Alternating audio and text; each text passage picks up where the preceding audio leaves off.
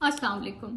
रियासत होगी माँ जैसी, पर इस रियासत ने आयशा भुट्टो और पीटीआई से मुंसलिक खवातीन के साथ किसी भी सूरत में माँ का किरदार नहीं निभाया।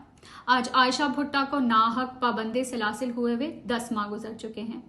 9 मई को आयशा भुट्टो ने बगैर किसी जलाओ घेराव के सिर्फ अपना कानूनी और आईनी हक इस्तेमाल करते हुए पुरअमन एहतजाज का हिस्सा बनी थी और अपनी आवाज उठाई थी।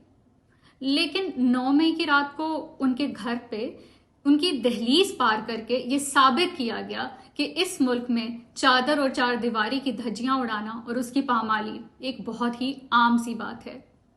गन पॉइंट पे आयशा भुट्टो से उनका मोबाइल और लैपटॉप छीना गया।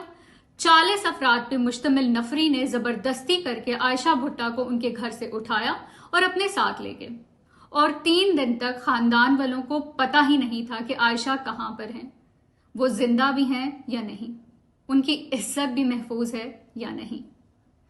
9 मई के वाक़े से चंद माह कबल आयशा की वालदा का इंतकाल हो जाता है। 9 मई के वाक़े के बाद रोजाना की बुनियाद पर घर पे पड़ने वाले छापों की वजह से उनके भाइयों ने फैसला किया कि घर तब्दील कर लिया जाए, क्योंकि ना घर महफूज रहे हैं और ना इज्जतें महफूज रही हैं। इस वक्त बुजुर्ग वालिद हैं जो ट्यूमर जैसे मूजी मर्ज में मुब्तला हैं और आयशा उनका अकेला सहारा है जो 9 मई से पहले अपने वालिद मोहतरम के इलाज और खिदमत में मसरूफ थी। हर मुकदमा जाली है, किसी भी मुकदमे में किसी भी किस्म के कोई सबूत या शवाहिद मौजूद नहीं है, लेकिन सिर्फ अपना आईनी और कानूनी हक इस्तेमाल करने की पादाश में आज इस घर की, इस मुल्क की बेटी नाहक जेल में कैद है।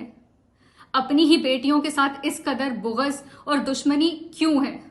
क्यों हमारे पे ये जमीन तंग कर दी गई है? क्यों हमारी आवाजें दबाने के लिए हर मुमकिन जुल्म और जबर और हरबा इस्तेमाल किया जा रहा है? क्यों हमें जेलों में नाहक कैद किया जा रहा है? क्यों हमें धमकियां दी जा रही हैं, उन्हें भी जो बैरूने मुल्क मुकीम हैं, कि अगर तुमने आवाज उठाई तो तुम्हें नहीं तो तुम्हारे खानदान वालों को निशाना बनाया जाएगा। ऐसा कब तक चलेगा?